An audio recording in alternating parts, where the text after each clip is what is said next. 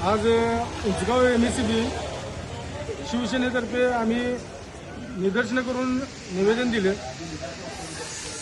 Smart meter जे बसवत आहेत ते हे पूर्ण म्हणजे हुकुमच्या पद्धतीनं बसवत आहेत आणि तो बसवू नये म्हणून आम्ही त्यांना एक निवेदन दिलेलं आहे। आणि ज्यावेळेस त्या साहेबांसंग आमची चर्चा झाली तर त्यांना मी काही मुद्दे मांडले की एक तर जे मीटर बसवते त्या मीटरला लाईट युनिट जास्त प्रमाणात येणार आहे। दुसरी गोष्ट तुमचा जरी म्हणजे मोबाईलचा चार्जर जरी असेल तरी लाईट बिल जास्त येणार आहे।